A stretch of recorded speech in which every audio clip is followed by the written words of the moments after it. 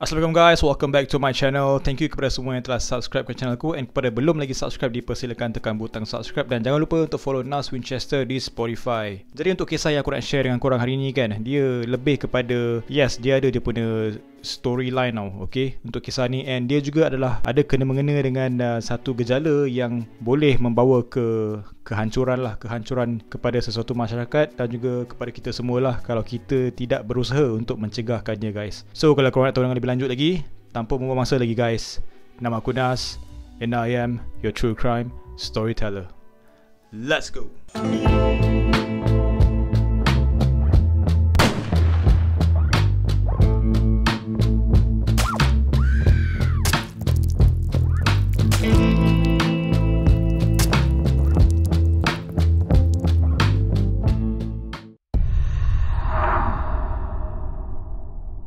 Okay lah guys, aku nak korang macam imagine macam korang ni masih di bangku sekolah lagi, okay, and di mana korang bangun pagi nak pergi sekolah, and bila korang dah sampai sekolah tu kan, korang masuk kelas, mata tengah mengantuk, and then korang masuk kelas, duduk kat meja korang, lepas tu pelajaran semua dah start, and korang pun tengok jam kan, berapa nak rehat ni kan, dah mengantuk gila, tak boleh tahan lagi kan. So sambil lain-lain mengantuk ni, korang punya cikgu dekat depan kelas kan, duduk pongpek berletih dekat depan kan. Cuma alangkah terkejutnya korang, tiba-tiba korang terdengar macam satu keadaan yang huru-hara, kelang kabut, semua orang dalam keadaan panik, and tiba-tiba korang dengar orang menjerit dalam macam orang kata histeria lah, orang boleh kata histeria, cuak semua kan. And then sambil korang dengar yang jeritan semua orang dekat sekolah korang time tu, korang dengar bunyi das tembakan guys.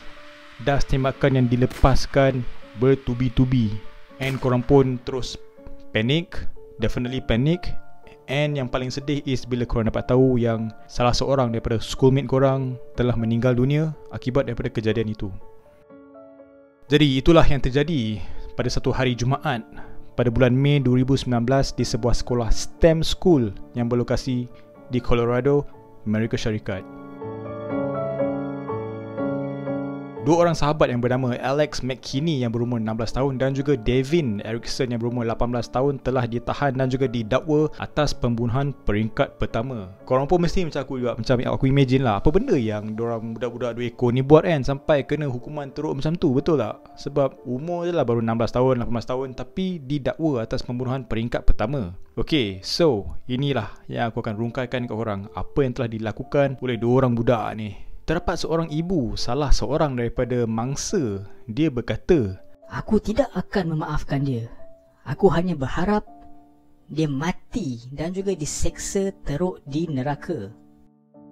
Itu adalah luahan emosi dan juga hancurnya hati seorang ibu yang baru sahaja kehilangan anaknya guys. Dan itu telah menunjukkan betapa dahsyatnya dan juga mengerikan situasi pada ketika itu. Apa yang terjadi kan sebenarnya kan? Okay, korang mesti macam wondering, apa benda lah sampai seorang ibu meluahkan emosi dia macam tu. Okay, dua pelajar sekolah menengah yang bernama Alex McKinney dan juga Devin Erickson, mereka sedang pergi ke sekolah pada waktu pagi dan mereka pun terus masuk ke kelas. Dan apa yang aku nak cakap ke korang selepas ni kan, ini adalah semua penerangan daripada salah seorang pelajar yang berada di situasi pada ketika itu. Alex dia membuka pintu kelas, lalu masuk dan berdiri diam. Kemudian dia keluar dan capai tombol pintu ibarat dia hendak keluar dari kelas, tetapi dia berhenti dan tutup pintu kelas lalu patah balik, kononnya menghala ke meja dia. Cuma dia meneruskan lagi perjalanannya ke hujung kelas di mana ada sebuah lagi pintu yang bersambung dengan kelas sebelah. Tetapi yang peliknya, dia ni berulang-alik berjalan dari pintu dan juga ke arah meja dia. Dan kemudiannya dia terus menutup pintu tersebut, dan secara tiba-tiba dia mengeluarkan pistol dan menyuruh semua orang untuk duduk diam-diam dan jangan bergerak ataupun berbuat apa-apa. Itu adalah segala butiran dan juga penerangan kejadian daripada seorang pelajar yang bernama Nui Giasoli. So based on apa yang dia cakap tu kan, kalau akulah dekat tempat Minah tu kan, memang aku panik gila lah, aku panik, aku menjerit kelang kabut semua. And apa yang dikatakan oleh Nui Jasoli ni, dia cakap memang keadaan terlampau huru-hara sampaikan cikgu-cikgu semua panik, tak tahu berbuat apa-apa tau. Cuma nasib baik, semua cikgu tu menyuruh semua pelajar untuk berlindung di sebalik apa aja yang ada time tu tau. Tak kisahlah almari ke pintu ke apa kan, selamatkan diri selagi boleh. Dan pada masa yang sama guys, terdapat seorang pelajar kelas sebelah, dia sempat menghantarkan mesej kepada ayahnya just in case kalau apa-apa terjadi. Dan apa yang ditulis dalam mesej pelajar tersebut kepada ayahnya, di mana ayahnya yang terus membuat laporan kepada pihak polis tentang apa yang telah berlaku, inilah apa yang ditulis oleh anak dia guys. Ayah, sekolah berada dalam penutupan yang tidak dijangka. Alarm semua berbunyi merata sekolah ayah. Dan terdapat banyak bunyi tembakan ayah berleluasa di kawasan sekolah. Dan sekolah pun dipenuhi dengan pihak polis. Terlampau banyak das tembakan yang dilepaskan ayah. Bila aku baca teks budak tu dekat ayah dia kan, aku just macam mana aku tak boleh imagine apa perasaan ayah pelajar itu once dia dapat text message yang macam tu daripada anak dia guys. Seorang ayah yang dapat tahu terdapat penembak berada dalam kawasan sekolah anak dia guys. Dan juga seorang ayah yang tak pasti sama ada anak dia adakah akan menjadi mangsa dua orang pelajar yang mempunyai masalah mental. Cuma apa yang nasib baik kan guys, terdapat beberapa orang pelajar yang teramat berani telah merisikokan nyawa mereka untuk menyelamatkan kawan-kawan sekolah mereka. Dan ibu bapa dan juga guru-guru serta pihak pentadbir sekolah pun agak terkejut dengan keberanian seorang pelajar. Dan nama pelajar itu adalah Kendrick Castillo yang berumur 18 tahun. And dia ni time tu dia dah nak graduate tau. Okay, so agak kesian lah untuk dia. Dia dah nak graduate and benda ini terjadi guys. So apakah keberanian yang dibuatkan oleh Kendrick ni? Okay, so semasa penembakan itu berlaku, Kendrick ni dia melompat ke hadapan Alex tau. Okay, Alex yang sedang menembak tu. So dia mencuba untuk merebah dan juga menghalangnya. Tetapi pada time tu dia ditembak guys. So selepas apa yang telah dibuat oleh Kendrick, semua pelajar memang orang kata apa, sesiapa yang telah menyaksikan apa yang dibuat oleh Kendrick tu, mereka agak kagum dan juga berterima kasih lah ke atas keberanian Kendrick. And pada masa yang sama, masa ketika itu Kendrick ni pun dia juga ditemani oleh dua orang rakannya yang cuba untuk menghalang penembak-penembak itu untuk melakukan kecederaan yang lebih dahsyat. Yes, dalam kejadian ini terdapatlah orang yang tercedera. So, pada time tu 8 orang telah tercedera dan malangnya seorang telah dibunuh. Okay guys, itu adalah the details regarding apa yang terjadi dekat sekolah tu tau. Okay, cuma selepas apa yang telah terjadi kan, ada certain things yang agak muskil lah bagi aku Sebab, and bagi aku agak menarik lah. Sebab terdapat satu kenyataan peribadi yang dikatakan selepas 2 ekor penembak tu telah ditangkap tau. Okay? Dan Alec McKinney juga telah meluahkan penyesalannya terhadap apa yang telah berlaku. Okay, menyesal alright. Aku tak pastilah sama ada dia ni menyesal atas perbuatan dia ataupun dia ni kesal sebab dia dah kantoi dan kena tangkap. Cuma kan guys, dia juga ada berkata tau, dan ini semua aku quote tau apa yang dikatakan oleh Alec. Saya tidak layak menerima kelonggaran ataupun pengampunan, dan saya tidak mahu juga hukuman saya ini diringankan.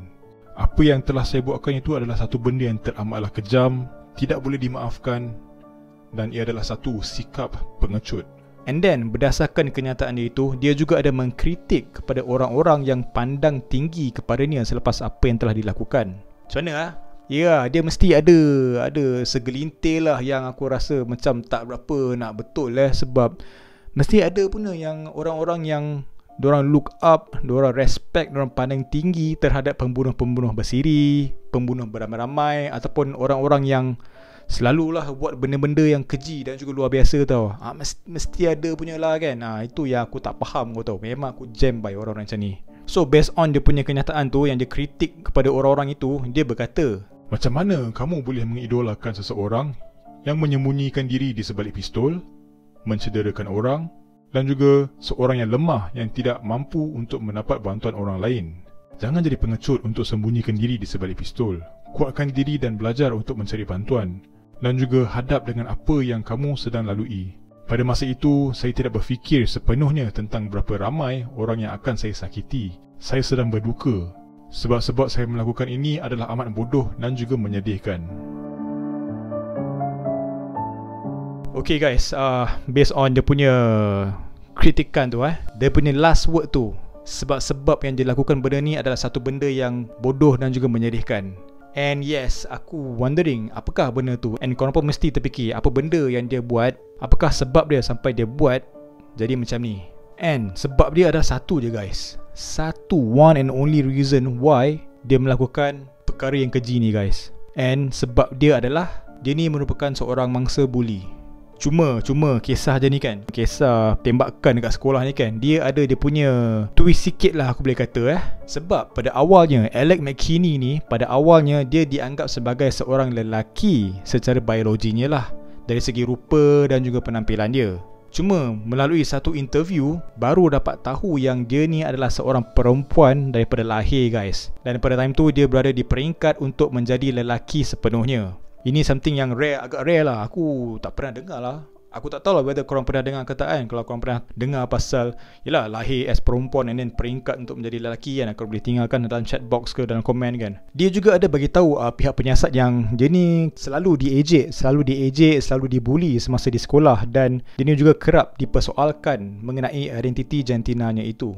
Dan untuk kawan dia pula yang bernama Devin Erickson ni, dia punya member yang teman dia untuk tembak budak-budak dekat sekolah tu, dia sedang menghadapi pertuduhan sebagai seorang dewasa sebabkan semasa kejadian itu dia berumur 18 tahun. Cuma dia tidak dijatuhkan hukuman sebagai pembunuh peringkat pertama. I wonder why. Pelik betul lah rule sana. Okay guys, so mengenai insiden tembakan di sekolah tu pula, punca dia semua dia bermula daripada idea Alex tau. And dia telah memaksa si Devin ni untuk menemani dia. Dan terdapat seorang kawan baik, Alex McKinney, telah diinterview dan dia juga telah melaporkan yang dia teramat terkejut dengan apa yang terjadi. Sebab yes, of course lah kan, bila best friend kita akan pastikan lah kawan kita tu sentiasa selamat. Cuma this time around, daripada menyelamatkan dia adalah orang pertama Alex mengacukan pistol. Dan kawan baik Alex ni bernama Nui Giseli. Dan ini adalah apa yang dikatakan olehnya kepada pihak penyiasat. Ia tidak penting bagi saya sama ada dia lelaki atau perempuan. Namun, saya adalah sasaran pertamanya. Dia telah mengacukan pistol ke belakang kepala saya. Ibarat dia sedang menuju untuk menembak, dia sedang menuju untuk menamatkan peluang hidup saya, dan dia juga sedang menuju untuk mengambil saya daripada ibu saya. Kesianlah Nui Giseli ni kan, sebab siapa expect kau punya best friend jadikan kau as dia punya first aim. Mental. Berdasarkan peguam Alex McKinney, Alex ada berkata kepadanya yang dia terdengar suara-suara di dalam kepalanya sejak 12 tahun. Dan suara-suara tersebut telah memberi dia idea-idea untuk membunuh diri dan juga melakukan kekejaman. Itulah yang dikatakan oleh Alex kepada pihak polis. Dan Alex ini juga dia diberikan ubat-ubatan tahu untuk dia punya suara tu lah. Cuma kadang-kadang dia ni mengambil keputusan untuk tidak mengambil ubat-ubatan tersebut tahu. Why is because supaya dia tidak akan merasa keseorangan. Dia tahu ubat tu akan bantu dia. But why dia tak nak ambil is because dia tak nak merasa keseorangan guys. That is something bagi aku very very serious, very very creepy lah. Dan berkenaan dengan apa yang dilalui oleh Alex tu, Alex ada jugalah berjumpa dengan kaunselor dia dan memberitahu yang dia sedang mengalami hari yang teruk. Dan dia ada cakap yang dia sanggup melakukannya jika perlu. Dengan itu bermaksud membunuh diri daripada impak buli yang dia sedang lalui guys. Dia relax dia bagi tahu dia punya kaunselor yang dia sanggup untuk melakukannya, which is membunuh diri, disebabkan dia sudah tidak tahan menjadi seorang mangsa buli. So because of that, bila kaunselor dia dengar, dia teruslah memberitahu kepada pejabat polis dan laporan pun telah difailkan berkenaan insiden tersebut. Dan tak lama selepas itu, Alex dihantar ke hospital atas sebab kesihatan mental, tetapi dia dilepaskan dan juga dikembalikan ke sekolah pada keesokan harinya. So bila dia dah dilepaskan tu, kaunselor dia macam persoalkan lah, macam apa pasal kau lepaskan dia? Sebab biasanya kalau ditahan dekat hospital, regardless of whatever reason, dia akan mengambil masa dalam 72 jam. But ini tak sampai 24 jam, dia telah dibenarkan untuk pulang ke sekolah guys. Cuma apa yang boleh dipastikan adalah budak ni sememangnya lah dia ni ada isu kesihatan mental. Sama ada kena-mengena dengan peralihan dia daripada menjadi seorang perempuan ke seorang lelaki, atau ada experience ataupun pengalaman trauma yang berlaku di rumah, ataupun boleh jadi sebab dia selalu dibuli di sekolah, or boleh jadi kesemuanya sekali guys. Agak merisaukan lah bila memikirkan benda-benda yang macam ni kan. Okay, benda yang berkenaan dengan masalah mental, di mana dia boleh membawa ke situasi yang macam ni guys. Okay lah, macam kes yang terjadi ni kan, ada yang persoalkan lah sama ada ia adalah masalah kesihatan mental ataupun masalah untuk mempunyai pistol ataupun senjata, ataupun combination antara dua benda ni. Tapi cuma bagi aku untuk mengelak daripada benda-benda macam ni berlaku kan, is untuk meletakkan lebih fokus terhadap masalah mental yang sedang berleluasa ni guys. Tak kisahlah sama ada isu mental tu dia kecil ke, sederhana ke, ataupun besar ke, it is still a mental health issue. It is a very serious issue untuk dipikirkan, untuk dibincangkan, dan juga untuk membantu sama-sama menyelesaikannya. So guys, kes bully adalah satu benda yang tak boleh buat main guys. Ia ada kemungkinan yang boleh bagi impak yang buruk untuk jangka masa yang lama. Sumpah bahaya gila weh. Okay, this is not something yang kita boleh ambil ringan lah. Alright, selagi boleh kita sama-sama work together, hapuskan gejala bully ini. Sebab tak manis bye if ending dia jadi macam kisah yang aku share dekat korang hari ni. Budak-budak nak pergi sekolah pun tak aman, ibu bapa yang hantar anak-anak ke sekolah pun rasa risau.